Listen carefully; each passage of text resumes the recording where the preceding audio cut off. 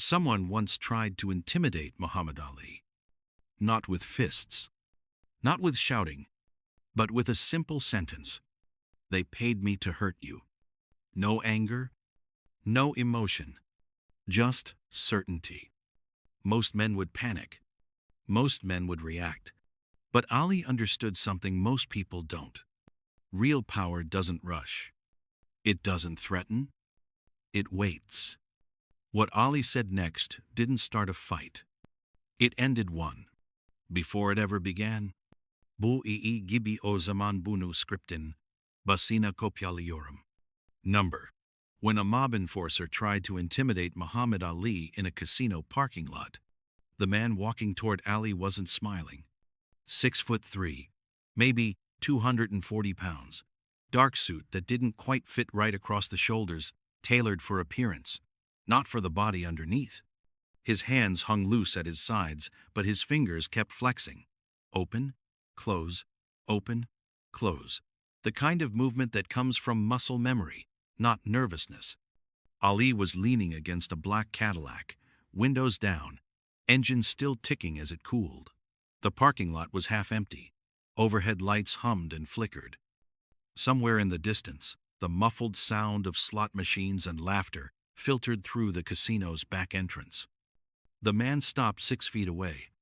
"You're Ali." Not a question, a statement. His voice was flat, Boston accent buried under years of trying to sound neutral. Ali didn't move, just looked at him, waited. "You know who I work for?" "No." The man's jaw tightened. He wasn't used to that answer.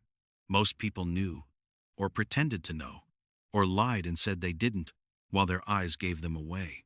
Vincent Colucci. That name mean anything to you? Ali tilted his head slightly. Should it?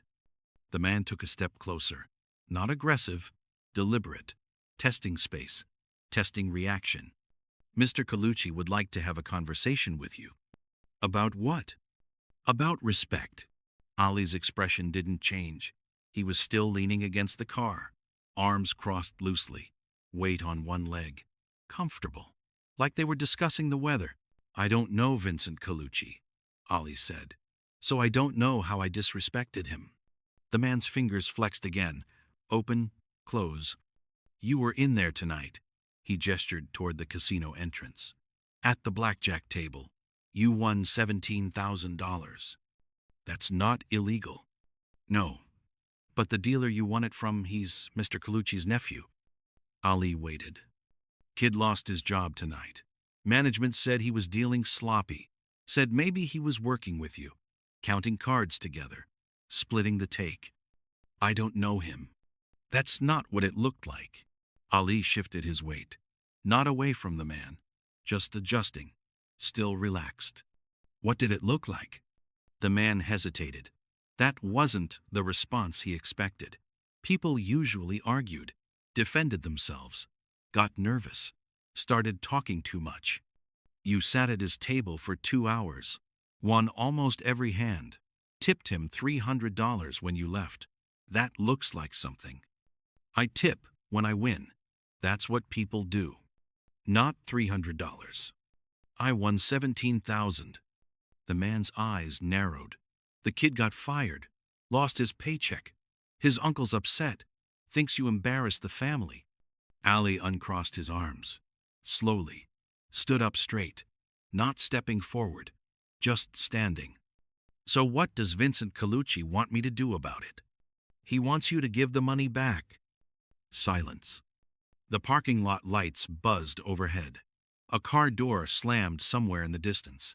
A woman's laugh echoed and faded. Ali looked at the man, really looked at him, not at his size, not at his hands, at his face, at the small scar above his left eyebrow, at the way his collar was unbuttoned at the top because his neck was too thick for the shirt, at the watch on his wrist that cost more than the suit. "What's your name?" Ali asked. The man blinked. "What?" "Your name. You know mine. I should know yours." "That's not your name." The man hesitated. His jaw worked. Finally, "Richie." "Richie what?" "Just Richie." Ali nodded. Okay, Richie. You ever been fired? Richie's expression shifted, confusion creeping in at the edges. What? Have you ever lost a job you needed, where you didn't do anything wrong, but someone decided you were the problem anyway? Richie didn't answer. I have, Ali said. Twice. Once when I was 16, working at a grocery store. Manager said I talked too much. Second time, I was 19. Sparring partner for a fighter in Louisville. His trainer said I made him look bad, so they let me go. Didn't matter that I was just doing my job. Richie's fingers stopped flexing. So I understand what happened to that kid, Ali continued. And I'm sorry he lost his job. But I didn't get him fired. Management did. If his uncle's angry, he should be angry at them, not at me. That's not how Mr. Colucci sees it. Then Mr. Colucci's seeing it wrong. Richie took another step forward. Close now. Close enough that most people would step back, would create distance, would show they felt the pressure. Ali didn't move. You don't understand who you're talking about. I understand exactly who I'm talking about. Do you? A man who sends someone else to have conversations for him. Yeah, I understand. Richie's face darkened. You think because you're famous.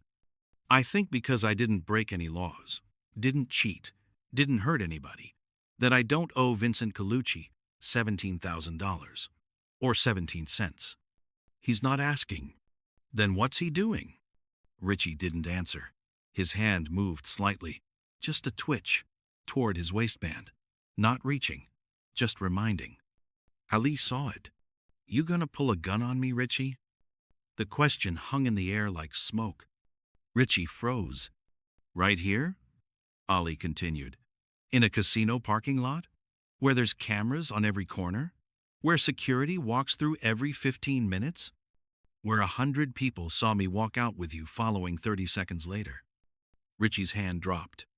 You could do it, Ali said. But then what? You think Mr. Colucci wants that kind of heat?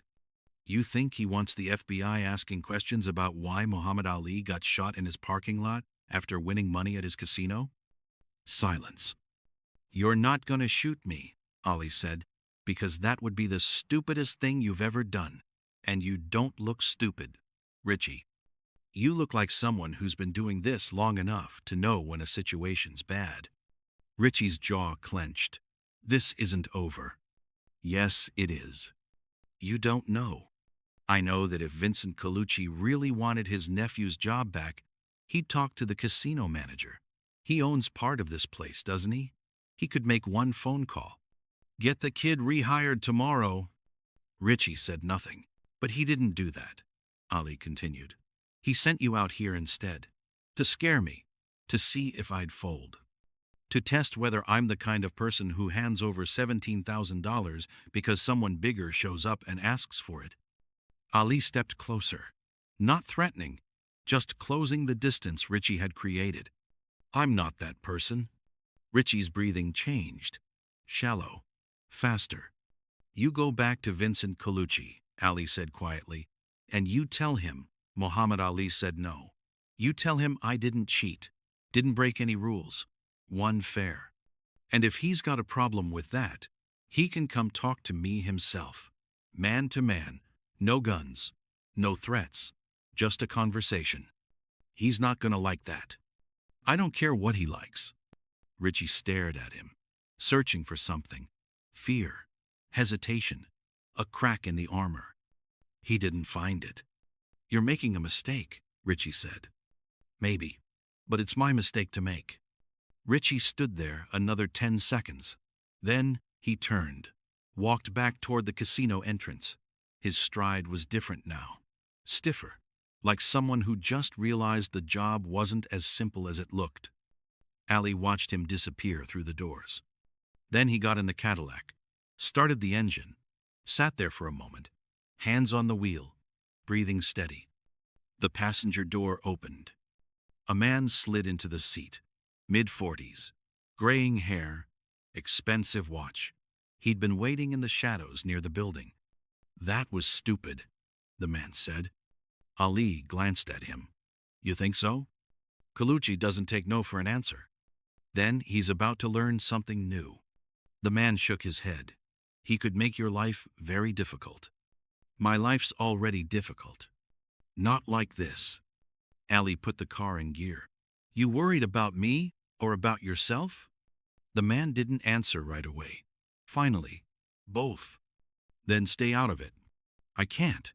I set up the meeting. I'm the one who got you in that casino. I walked in because I wanted to play blackjack. Nobody forced me. But I told you which table. I told you that dealer was soft, that you could take him. Ali turned to look at him. You trying to tell me something? The man exhaled. The kid wasn't Colucci's nephew. That was a lie. Ali's hands tightened on the wheel. Then who is he? Nobody, just a dealer. But Colucci wanted to see what you'd do. Wanted to see if you'd fold under pressure. He's been watching you for months. Thinks you're soft. Thinks all that talk about principles and standing up for what's right is just publicity. Why does he care? Because he's thinking about investing in your next fight. Big money. But he needs to know you won't buckle when things get hard. That you won't throw a fight if someone leans on you. Ali stared through the windshield. The parking lot was empty now. Just the two of them and the humming lights. So this was a test. Yeah. And if I'd given Richie the money? Colucci would have walked away. Figured you weren't worth the investment. Ali's laugh was quiet, humorless. And now? The man looked at him. Now he knows you're real. That's supposed to be good news? It means he'll leave you alone. For now. But it also means he'll be watching. Waiting to see if you're really as stubborn as you seemed tonight. Ali shifted the car into drive. Where you going? The man asked. Home. What about Colucci? What about him? He's gonna remember this. Good. The man opened the door, stepped out, leaned back in through the window. You're either the bravest man I've ever met, he said, or the dumbest. Ali looked at him. Maybe both. The man stepped back. Ali drove out of the parking lot, past the flickering lights, past the casino entrance where Richie had disappeared, past the row of expensive cars gleaming under the sodium glow. He didn't look in the rearview mirror. 3 weeks later, Vincent Colucci sent a message through a mutual acquaintance. He wanted to meet. No threats, no games, just dinner. Ali declined. The acquaintance asked why. Ali said, because I don't owe him anything. Not my time. Not my respect. Not $17,000. If he wants to invest in a fight, he can talk to my manager. Otherwise, there's nothing to discuss. The message went back. Colucci never responded.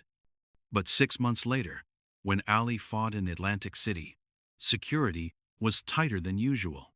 Extra guards, different routes in and out of the venue.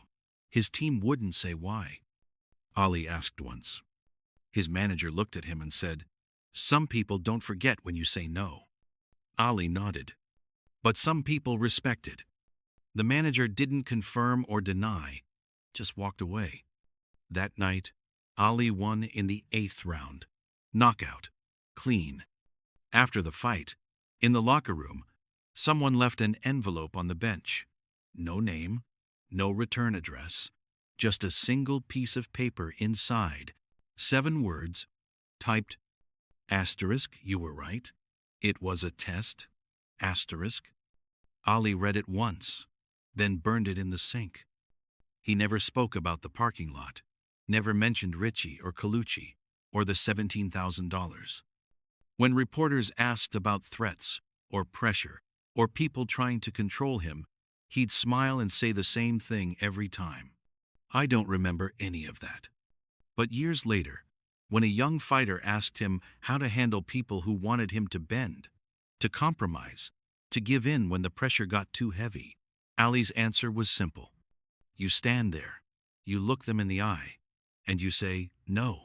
Not because you're trying to be tough, not because you want to prove something, but because if you fold once, they'll expect you to fold every time, and eventually, You won't even recognize yourself anymore. The young fighter asked, "What if they don't walk away?" Ali thought about it. About the parking lot. About Richie's hand twitching toward his waistband. About the envelope with 7 words. Then they don't walk away. But you still said no. And that's the only thing you can control. The fighter nodded. Ali never mentioned the name Vincent Colucci again.